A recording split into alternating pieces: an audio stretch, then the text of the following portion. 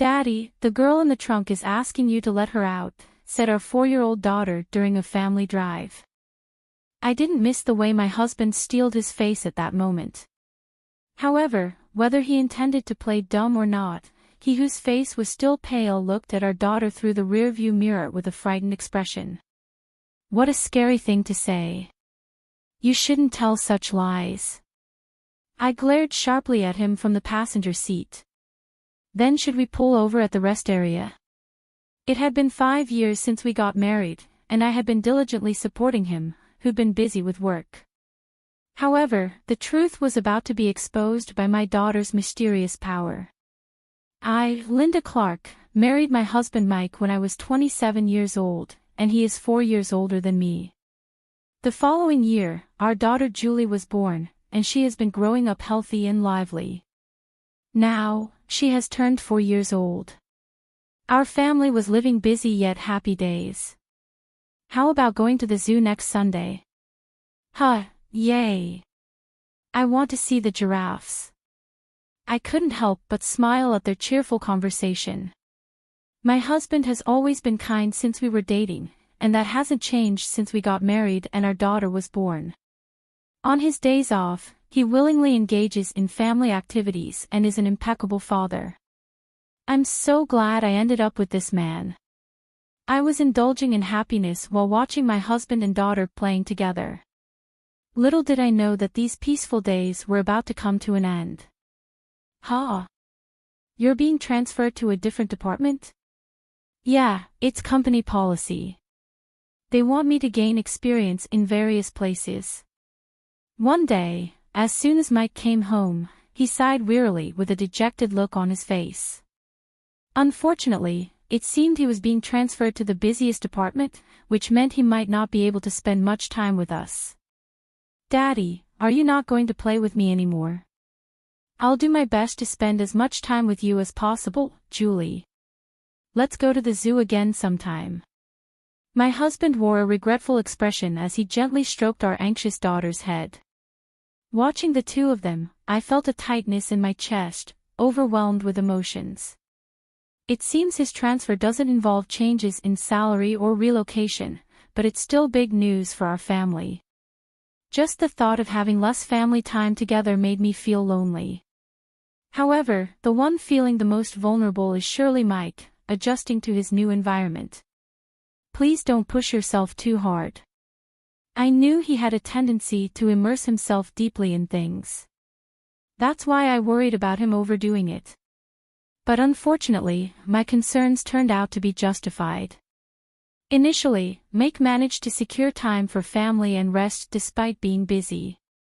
However, about a month later, his time at home suddenly decreased dramatically. It seems he's working overtime often, coming home late at night after our daughter has already gone to bed. He's been going out for drinks with his clients more often, and to top it off, he started going to work even on his days off, and there was another concern I had about him. Hey, can you take a day off next Sunday? Julie misses you, and you've been working too hard lately. Who do you think I'm working so hard for? Should I just turn down client meetings and risk getting fired? I didn't mean it like that. I'm just worried about you. That's none of your business. Anyway, make sure you have money ready for next week's drinking party. Seemingly overwhelmed by his workload, my husband had become irritable all the time and started taking out his frustrations on me more frequently. Furthermore, he was spending extravagantly, claiming it was necessary for entertaining clients, and this was starting to impact our living expenses. Because I know his previous kindness, I'm more worried than frustrated about his current tense demeanor. I really need to find a way to get him to take a break, or he's going to collapse from overwork. After half a year had passed since the transfer, my husband had reached a point where he was coming home mostly just to sleep. In addition, Julie, feeling lonely from not being able to see him, began to wear a sad expression more often. I knew things couldn't go on like this, so I was trying to figure out a way for him to take a break. However, as if to thwart my efforts, more bad things kept happening. My mother, who had been suffering from an illness for several years, suddenly passed away in the hospital. No, Mom. My father had passed away when I was young, and my mother was my only parent. I couldn't even have a proper conversation with her before she passed away. When I heard the news at home, I was so shocked that I couldn't move for a while. However, Mike's response to me was unbelievably cold. Hey, do I have to go to that funeral too? His indifferent attitude shocked me, and I widened my eyes in disbelief. For my husband, the relationship with my mother-in-law may have been somewhat distant, but she was still family. Despite this, he didn't show any sadness or comfort me. Instead, he just complained about having to attend the funeral. What are you saying? Of course, you have to. It's a family funeral. Don't get mad at me. Ugh, why does this have to happen now? I had plans too. Despite my reprimand, Mike showed no signs of remorse, and I was left shocked. In the past, he would have surely comforted me, perhaps rubbing my back and grieving with me together. But now, as he sighed in dissatisfaction, he seemed nothing like the person I once promised a future with. Naturally, he didn't help with any preparations for my mother's funeral, and I arranged everything alone. On the day of the service, my husband remained sullenly silent. It's over now, right? I'm heading home first. After the funeral ended, Mike didn't help with any cleanup and quickly went home. I was initially confused by his first reactions, but by then, I had lost the energy to be angry. I was simply bewildered and disappointed in him. No matter how busy and stressed from work he may be, his behavior at the funeral was unacceptable. When did my husband become such a cold person? Mom, Julie will help you. Despite feeling frustrated with him, I finished cleaning up with my daughter by my side. Before heading home, I decided to stop by my parents' house for a short while. It wasn't far from our home, and I wanted to reminisce about my mother after saying goodbye. Although I did it as my heart dictated, the decision wasn't wrong. When I arrived at my parents' house with a heavy heart, I discovered something shocking. Mom, wait a moment. Huh? Julie. As soon as we arrived at my parents' house, my daughter's expression suddenly changed, and she dashed straight into the back room. I had taken her to visit my mother's place several times before, but I had never seen her behave like this. Hurrying to follow her, I found Julie opening the second drawer from the bottom of the dresser as if she was drawn to it by something. Mom, Grandma wants you to have this. As I looked at an old hand mirror which my daughter was holding, I couldn't help but catch my breath. The mirror had always been precious to my mother.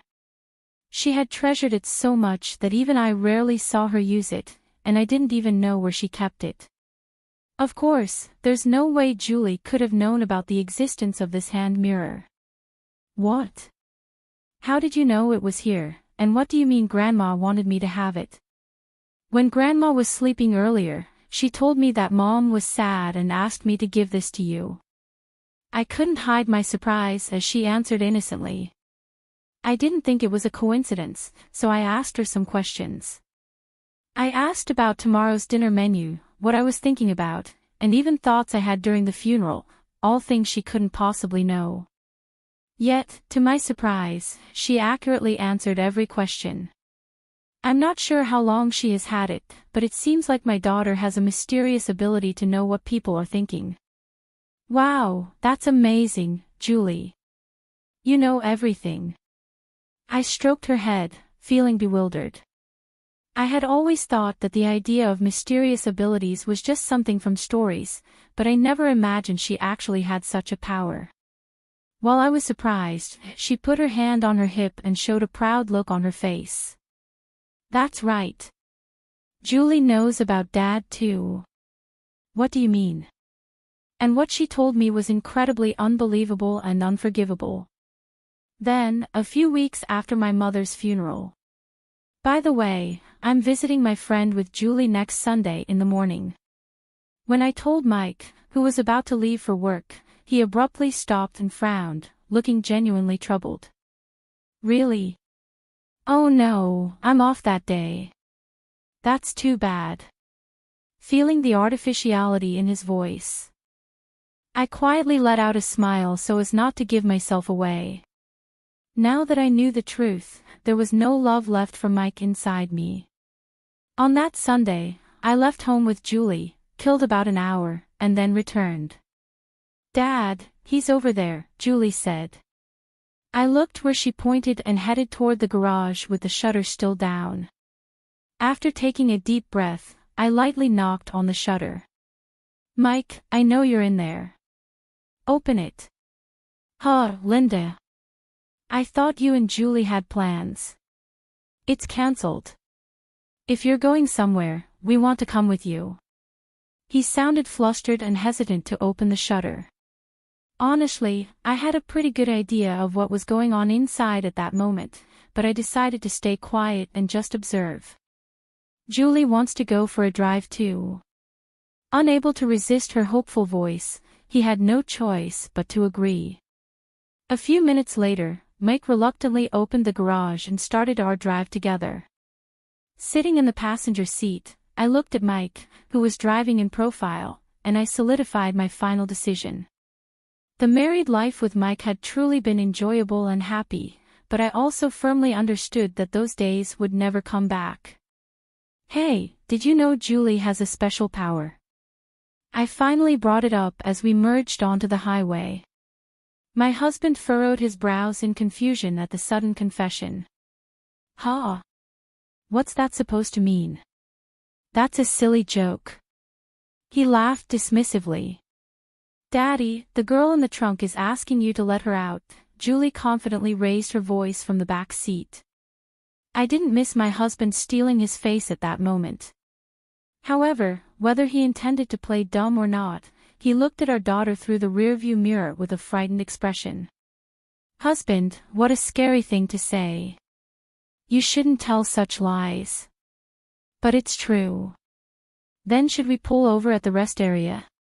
When I suggested it on behalf of our daughter, who was hanging her head down, Mike immediately looked at me with a startled expression. "Huh? We don't need to do that. It's just a kid's joke. Julie has a mysterious power, you know. Besides, it's hot today, so it could be dangerous if someone's really in there." He must have thought what I said made sense. After Mike flinched and stiffened, he headed toward the rest area with a contorted expression on his face. Upon arrival, we left our daughter in the air-conditioned car and went outside to check the trunk. "I don't think there's anything in there. Come on, quickly." When I said a word to my husband, who had begun to hesitate at this point, he seemed to realize he couldn't escape anymore and nervously opened the trunk, breaking into a cold sweat. In the next moment, someone jumped out from there. "I knew you were cheating." It was a young woman whose face flushed red from the heat. Yes, it turned out that while Julie and I were out, Mike had been cheating with her at home. Probably just as they were about to go for a drive, we came back unexpectedly. So he had no choice but to hide her there. He shook his head nervously at the woman, who was taken away suddenly and seemed unable to grasp the situation. "No, it's not like that. She is a colleague from work. We were just working together." "Wow, at the new apartment. You're doing a job getting into a trunk." I chuckled at the blatant and ridiculous lie while standing firm and taking a piece of copy paper from my bag. "And what is this?" "It says, let's go on a drive date on Sunday." As the woman and Mike looked at the paper, they turned pale. That was no surprise, as their lovey-dovey email exchanges were printed on it. Thanks to Julie, I found out everything. On the day of my mother's funeral at my parents' house, my daughter confided in me. "Daddy has been spending a lot of time with Daisy lately. I'm sad because Daisy is taking Daddy away from me." Having just witnessed her power, what she said made me suspicious. So I decided to investigate my husband for a while after that. And sure enough, I found undeniable evidence of his affair on his phone. So I told you that fake plan because I wanted to punish you. It's a shame it turned into this kind of drive. Hey, it's unfair to look through my phone without permission. Mike protested, shaking his body in response to my sarcastic words. His absurd remark unintentionally made me burst into laughter. I had thought he was just getting too busy to come home, but most likely, during that time, he was with his affair partner, Daisy. He probably used the expenses repeatedly for dates with her. Despite all the complaints and taking it out on me, who exactly is being unfair here? By the way, I've been recording everything since earlier. Recalling all the numerous grievances, I took out my phone from my breast pocket. Actually, I had expected this would happen, so I secretly pressed the record button on my phone to capture evidence since we got into the car. And the evidence I've gathered isn't just messages and this video. I didn't tell you, but I also had hidden cameras in the house and garage. And Daisy, I know everything about you too. Under my successive attacks, they both turned white as sheets. I was furious with Mike, but of course, I couldn't forgive Daisy either. So I thoroughly investigated my husband and managed to identify her. She was a 25-year-old new employee who had become his colleague in a new department. From reading the messages, it seemed she was aware of my existence yet still engaged in the affair. So she's equally guilty. Oh, sorry, Linda. He probably didn't expect to be cornered this much, so perfectly. Feeling disdain for Mike as he whimpered and pleaded in a voice I had never heard before, I glared at both of them with all my anger. I won't forgive either of you. Prepare yourselves for alimony. Upon hearing my firm words, perhaps realizing their fate, both of them collapsed to their knees. Afterwards, I divorced Mike. The fact that I had recorded the scene and gathered all the evidence paid off, and they were ordered to pay $300,000 in compensation. I was also able to claim $500 a month in child support from my husband. Their misfortune didn't end there. I heard that their affair spread throughout the entire company since they were working in the same department, which made things awkward, and eventually, they broke up. They were both looked at with disapproval by their colleagues, and eventually, they had no choice but to resign. Now, it seems they ended up on the street with the burden of the compensation payments. Meanwhile, I am now enjoying peaceful days with Julie. I'll continue to give lots of love to Julie, who has a wonderful power, so that she can live happily in the future.